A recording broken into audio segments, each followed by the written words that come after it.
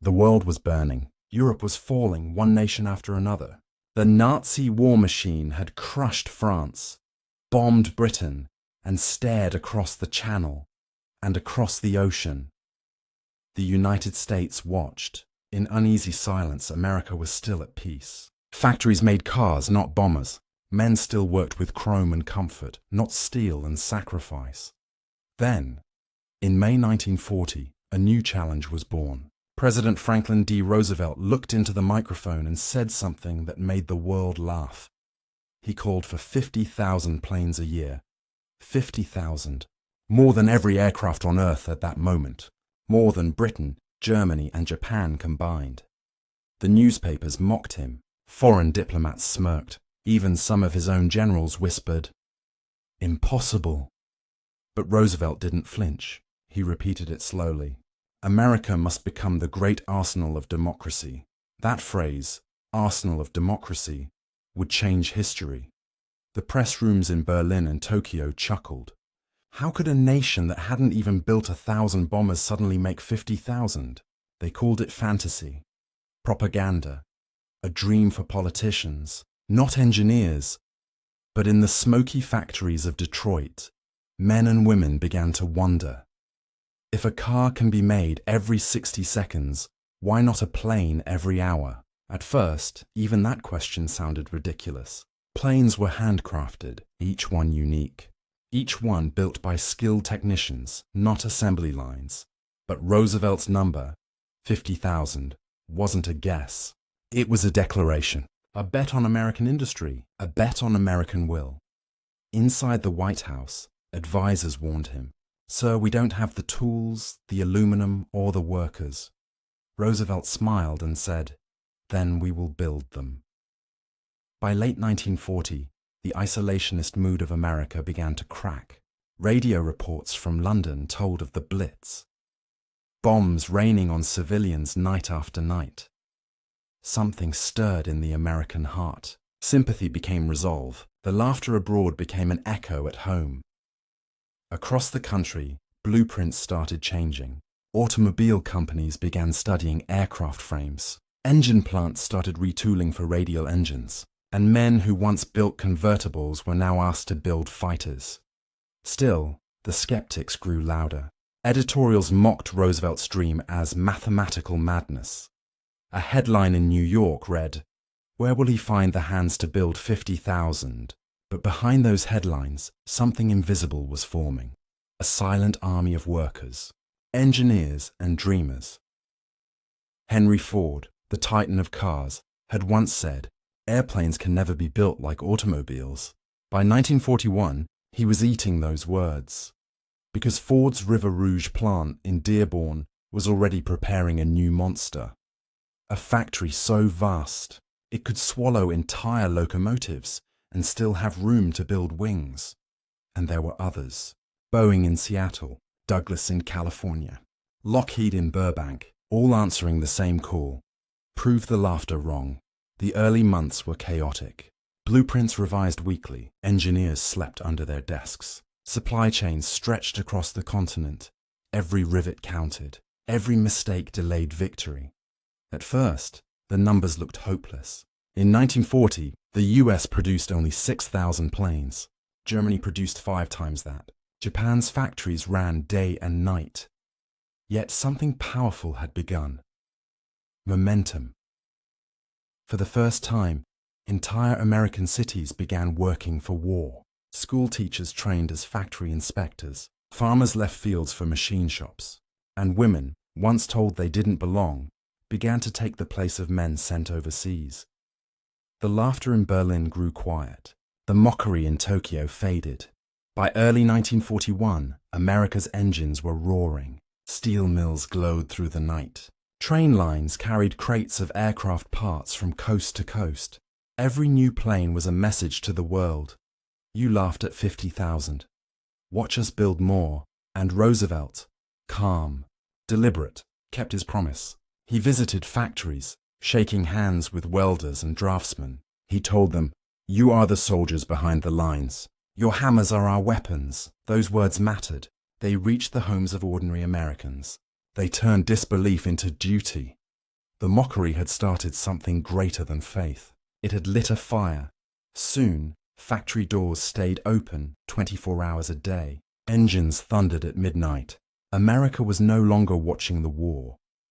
It was preparing to fight it. And in that preparation, the impossible number began to shrink.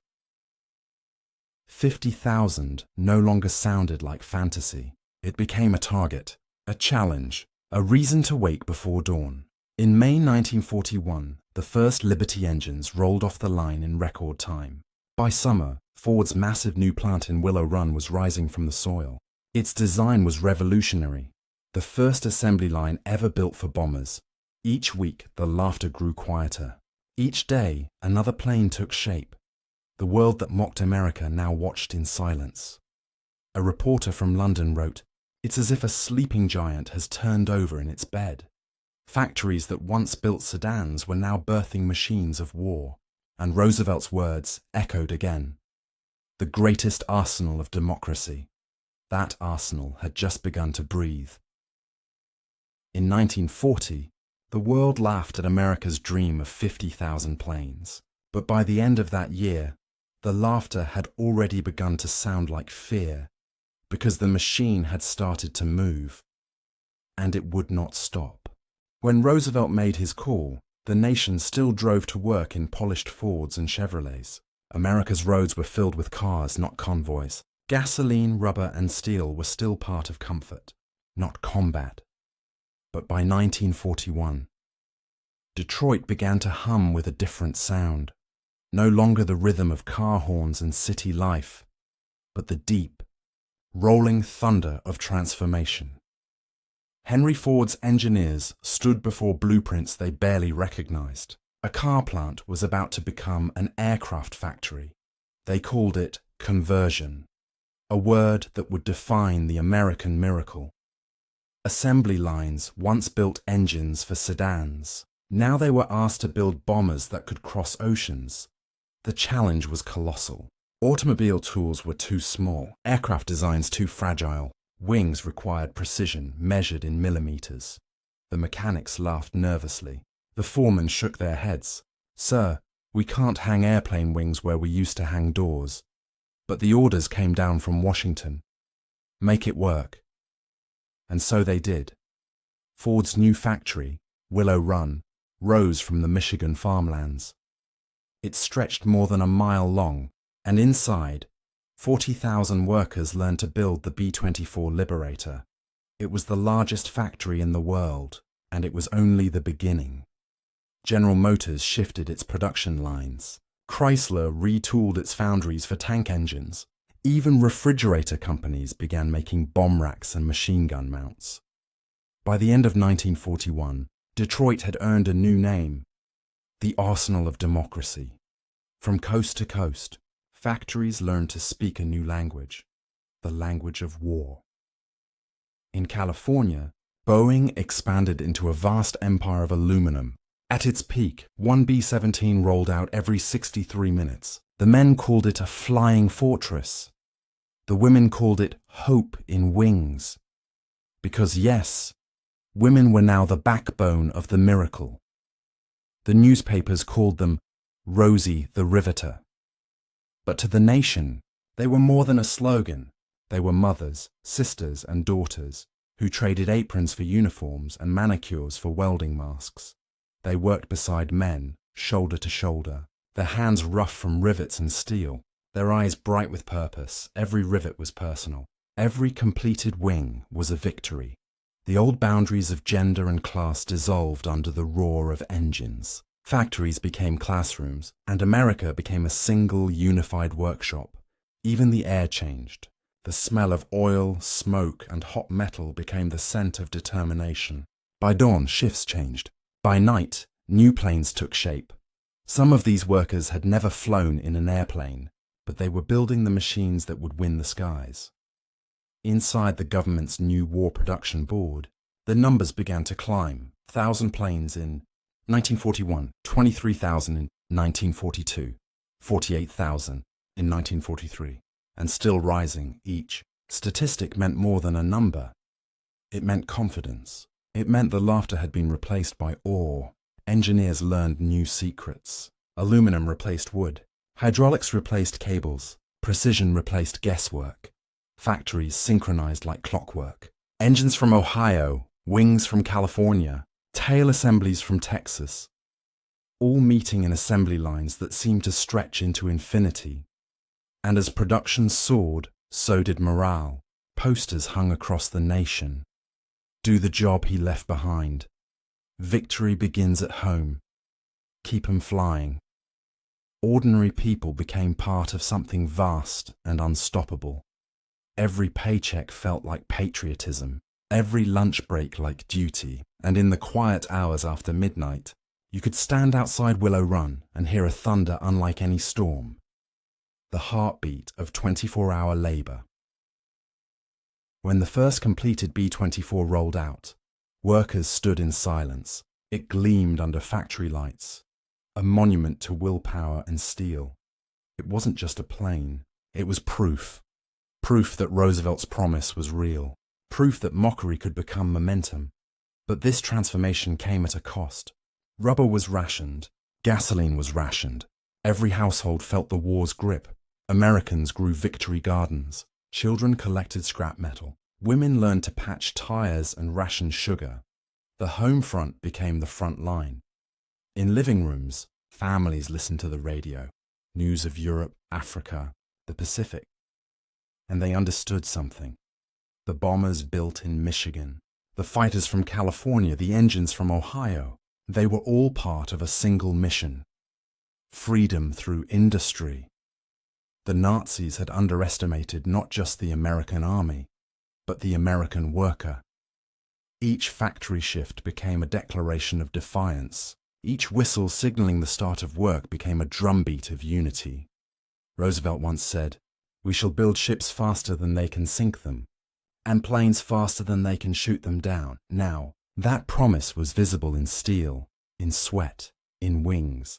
By 1943, production had reached such momentum that even generals couldn't believe the figures. Airfields filled faster than pilots could be trained. Brand new aircraft stood in endless rows, their silver skins gleaming under the morning sun. From laughter to astonishment, the world had changed in just 2 years. Factories once mocked as obsolete had become cathedrals of machinery. The sound of stamping presses and riveting guns replaced the sound of doubt, and the workers knew it. They could feel it. Each time a bomber engine roared to life, the echo traveled across a continent, from Detroit to Seattle, from Dallas to Long Beach.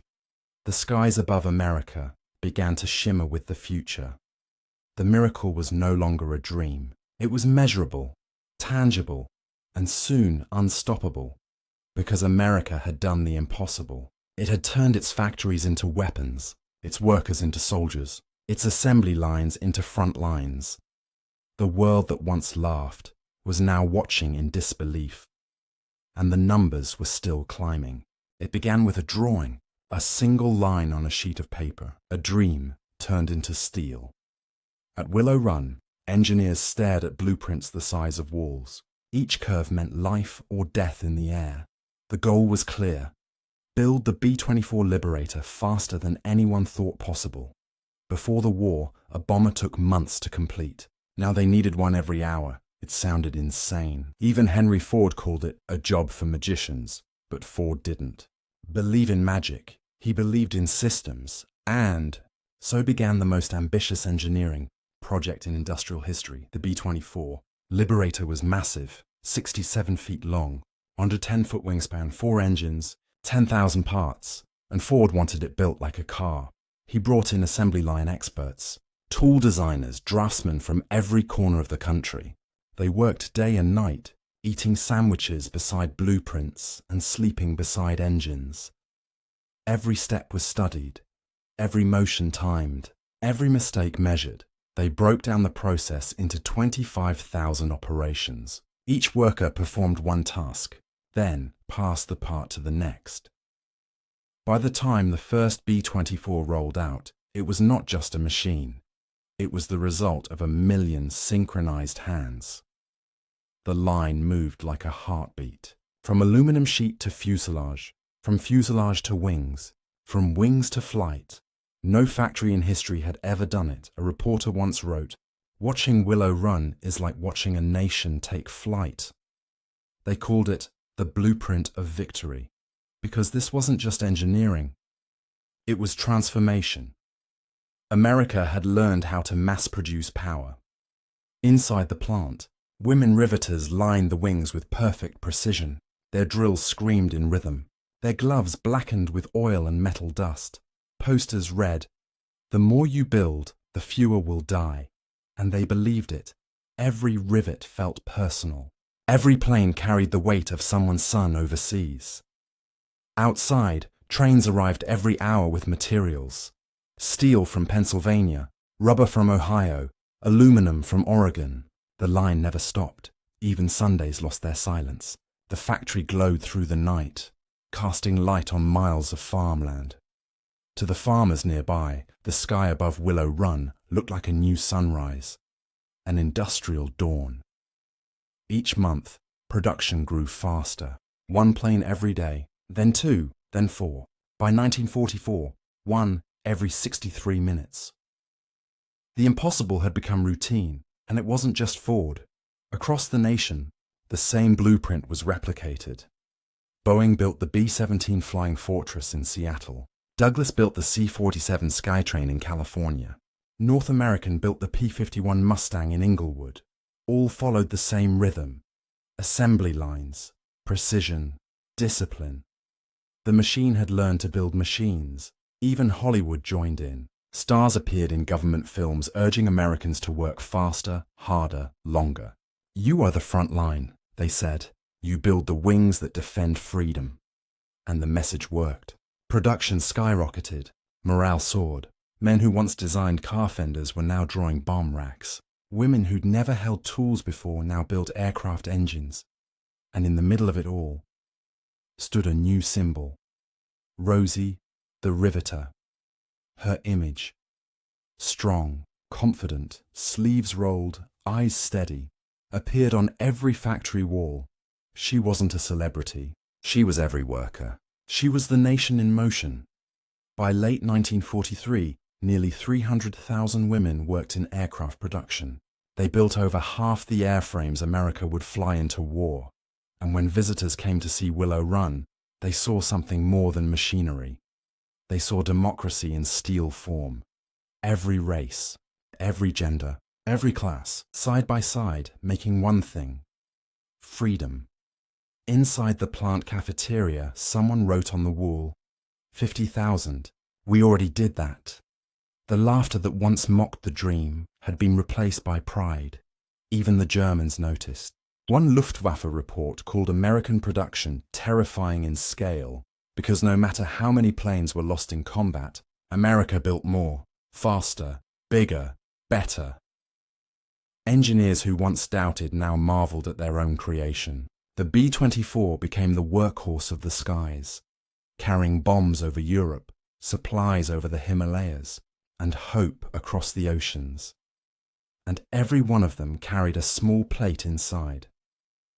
Built by Willow Run. Each letter stamped in steel, each plane a symbol of what faith and industry could do together. Even Roosevelt himself visited the plant. He walked slowly along the catwalks, watching the wings being lowered into position. He said softly to his aide, "They used to laugh at this, didn't they?" The aide nodded. "They're not laughing now, sir," Roosevelt smiled. "No, now they're counting, because by 1943, the numbers were staggering. Over 86,000 aircraft produced, thousands more in progress, and America was only halfway through the war.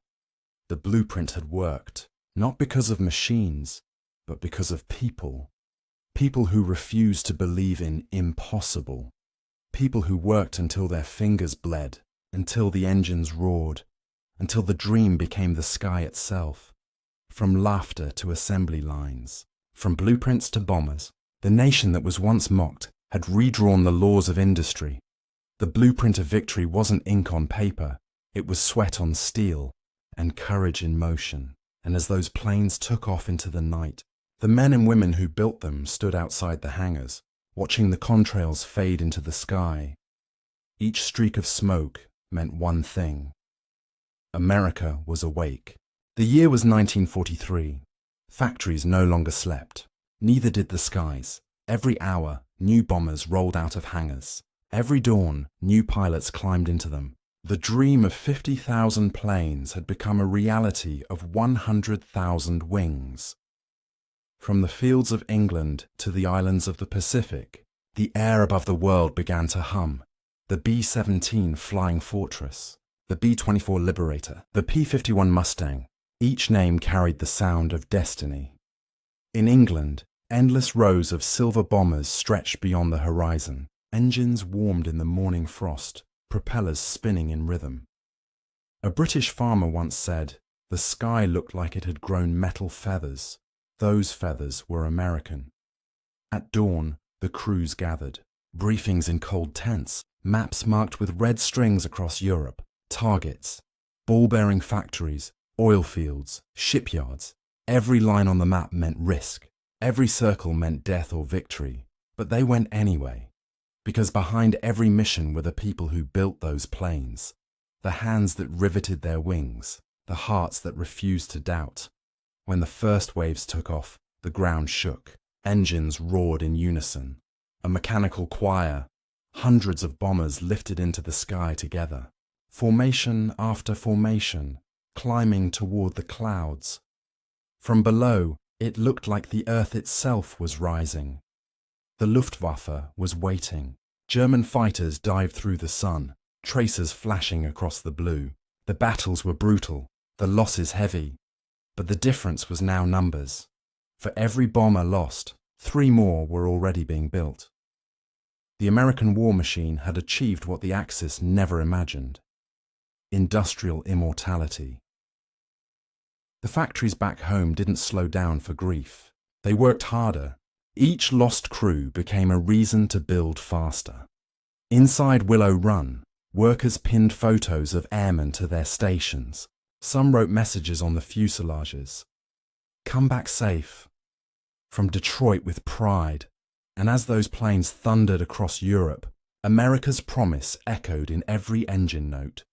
The sky itself became an assembly line. Missions rolling one after another, cities shaking under the rhythm of liberation. In Italy, P-38s strafed convoys. In France, B-17s leveled German rail hubs. In the Pacific, the mighty B-29 superfortress rose higher than any enemy could reach.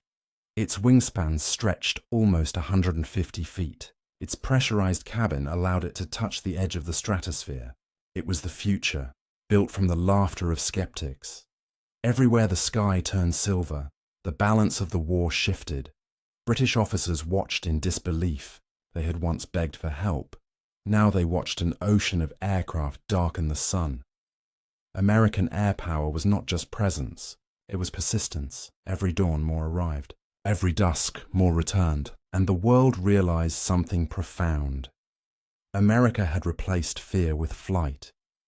In 1944, the air raids became relentless. Factories in Germany could no longer keep pace. Oil reserves burned, railroads splintered, and high above, squadrons of Mustangs escorted the bombers all the way to Berlin. For the first time in history, air dominance had a name: the United States Army Air Forces. The joke from 1940 was dead. The mockery had melted under sunlight and steel. At home, radios crackled with updates. Missions successful over Schweinfurt, over Ploesti, over Tokyo. Families listened in silence. Some cried, some smiled, but all understood the same thing. The planes that once seemed impossible were now carrying the weight of the free world. Pilots called it the sky conveyor. A constant stream of bombers from England to Germany, from Saipan to Japan, from bases that seemed endless. Even enemies began to admit it. Captured German officers told interrogators, "There is no end to them. You shoot one down, and 3 more appear in its place." That was the sound of America's factories speaking through the clouds. In the Pacific, the same miracle unfolded. Tiny coral islands became launching grounds. Runways stretched across lagoons, and from those runways rose swarms of B-29s. each one a flying city of aluminum and fire. The distances were enormous, the dangers beyond comprehension, but the production lines back home made distance irrelevant. Each plane carried spare parts, fuel, rations, everything mass-produced for efficiency. The logistics were unmatched. A B-29 built in Kansas could take off, refuel in Hawaii, and deliver its payload over Japan within a week of final inspection. No empire in history had ever moved so fast. The machine had become global, but with power came cost. Losses were staggering. Tens of thousands of airmen never returned. Entire squadrons vanished in clouds of flak and smoke. Yet each mission carried their legacy. Each successful flight brought the end closer, because those planes weren't built to conquer. They were built to end the war. And for the men flying them, there was comfort in that thought. Every bomber, every fighter, was a bridge between fear and freedom. By late 1944, the airfields in England looked like metallic oceans. Crews walked between rows of aircraft that stretched as far as the eye could see. One officer wrote in his diary, "I used to count the planes before takeoff. Now I just listen. The sound goes on forever. The sound of America awake, engines humming like a national heartbeat." And across the world, people looked up and saw deliverance in the sky. The skies had awakened, and with them, the spirit of an entire nation. What began as laughter had become thunder. What began as mockery had become momentum. Each formation, each contrail, was a reminder that the power of belief, when forged in steel, could reshape history itself. By 1944, the laughter was gone. The doubters were silent, because the numbers had become too large to mock, too vast to comprehend, too powerful to deny. The United States had done what no empire in history had done before. It had built an air force measured not in squadrons, but in hundreds of thousands. The original dream was 50,000 planes, a target many said was fantasy, but America didn't stop there. By 1945, they had built over 100,000 aircraft in a single year. Think about that. A plane every 5 minutes, every day, every night, non-stop. From Alaska to Florida, from California to Maine, the heartbeat of machinery never rested. Steel flowed like rivers. Aluminum became gold, and every new machine carried the same message: freedom through production. The numbers were staggering. 7,000 B-24 Liberators, 12,000 B-17 Flying Fortresses, 15,000 PM-50 Mustangs, over 30,000 C-47 Skytrains and P-47 Thunderbolts. Each one a piece of the sky, each one a testament to unity. The US didn't just build planes, it built ecosystems. Entire cities existed just to feed the air war. Factories like Willow Run, Boeing Field and Long Beach became nations within nations. They had their own post offices, schools, cafeterias, hospitals. Some employed more people than entire states. At its peak, over 2.3 million Americans worked directly in aircraft production, and tens of millions more supported them indirectly. It was an army without uniforms, an army of welders, machinists, planners and mothers. They called it the home front. But in truth, it was the most powerful front line of all. For every bomber that crossed the channel, there were 10,000 hands behind it. For every pilot who took off, there were thousands who made sure he could. And those numbers broke the back of the Axis. Germany's factories could no longer keep up. Japan's airfields turned to dust. Every raid, every strike was powered by the invisible strength of the American worker. The mockery had transformed into a measurement of faith, of scale, of unstoppable motion, and the numbers told the story. In 1939, America built fewer than 3,000 planes. In 1940, 6,000. By 1941, 19,000. By 1942, 47,000. By 1943, 86,000. By 1944, 96,000. Add them all together, and America had produced more than 300,000 aircraft during the war. Every factory, every field, every shift contributed. The joke that started in 1940 had become the loudest triumph in history. One journalist wrote, "It is no longer an arsenal of democracy, it is an avalanche, because this wasn't just production, it was transformation. The US had mastered the art of scaling war like business, and in doing so, it changed economics, logistics, and even culture. Workers spoke in code of serial numbers. Children memorized the silhouettes of planes instead of baseball players. Posters on factory walls read, 50,000 was a promise, 100,000 is a fact." And it was. The Luftwaffe couldn't recover. Their fuel was gone. Their factories bombed. Their pilots outnumbered 20 to 1. By 1945, the once invincible German Air Force was reduced to scraps of wings and smoke. In the Pacific, the Empire of Japan faced the same storm. Cities once untouchable were now within reach of American bombers. Thousands of aircraft filled the air above the Pacific like a steel tide, and behind that tide stood an ocean of production. Even Roosevelt's critics admitted defeat. The mathematical madness had become historical logic. It was no longer about what America could build. It was about how fast it could rebuild after every mission. A single raid could cost dozens of aircraft. But by the time they landed, new replacements were already in flight from the mainland. That was the secret. That was the weapon, not bombs, not guns, but the rhythm of mass production, factories that never slept, minds that never stopped, a machine of democracy powered by human will. The men in Berlin and Tokyo had underestimated something deeper than metal. They had underestimated belief. Belief that distance could be overcome. Belief that a factory worker mattered as much as a general. Belief that a nation could outbuild despair. Those numbers, 50,000 promised, 100,000 delivered, weren't just statistics. They were proof of what unity could do. When the final reports were released in 1945, the War Production Board wrote one line that said it all. The arsenal of democracy became the foundry of freedom. Factories that once built sedans now built jet engines. Plants that once made refrigerators now built wings for peace. The world had changed forever, and the blueprint that made it happen would become the foundation of every industry. After automation, assembly, efficiency, all born in those years when the world thought America couldn't. The laughter had ended. The numbers had spoken, and they told a story not just of war, but of what happens when a nation believes the impossible is simply math waiting to be solved. 50,000 was the goal. 100,000 was the answer, and history would never laugh again. Because the sound that replaced laughter was the echo of 100,000 engines carving freedom into the sky. The sky went quiet. Engines that once shook the earth now stood still on silent airfields. The great machine had done its job. The war was over.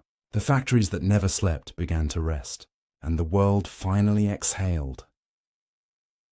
For years, America had lived to the rhythm of production. Now it faced the question, what happens when the building stops?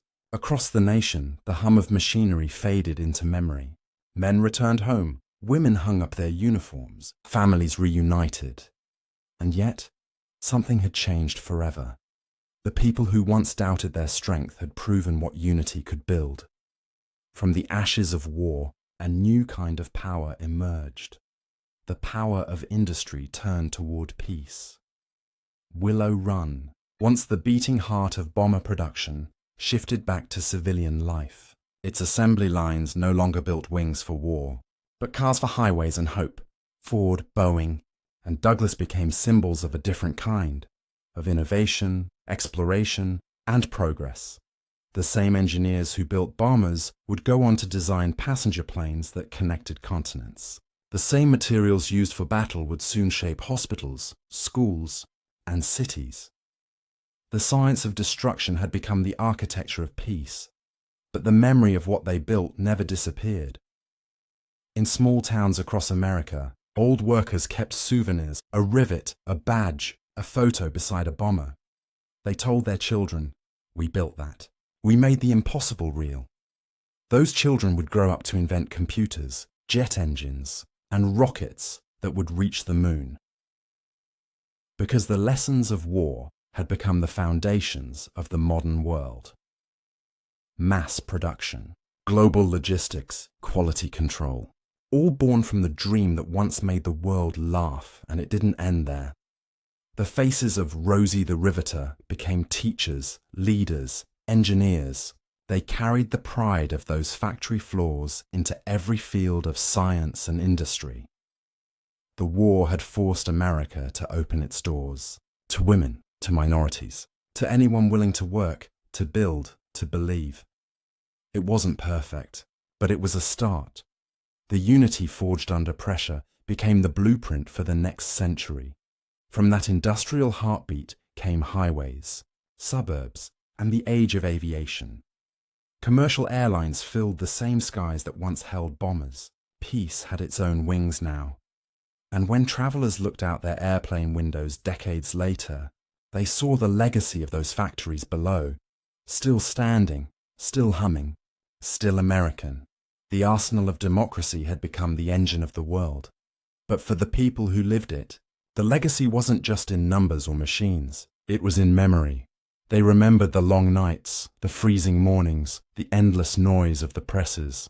They remembered friends lost overseas. They remembered the day the laughter stopped and the day the silence began. When the war ended, factories shut down one by one. The final bombers rolled out. Workers stood together, watching the hangar doors close. Some cheered, some cried. All understood that history had passed through their hands. One woman at Willow Run was asked how she felt when production ended. She said, "It was like saying goodbye to someone you loved, but you knew you had to, because what they built had outlived them. The wings they forged in steel had carried not just bombs, but belief. Belief that ordinary people, working together, could change the fate of nations." In the years that followed, those factories stood as silent monuments, and inside museums across America, one phrase still echoes: they said it couldn't be done, but it was done. 50,000 promised, 100,000 delivered, 300,000 built, a feat so vast that even time can't erase it. Today, those same factories are landmarks of innovation. The tools they built became templates for everything from space travel to microchips. The mindset they created became the DNA of the modern economy.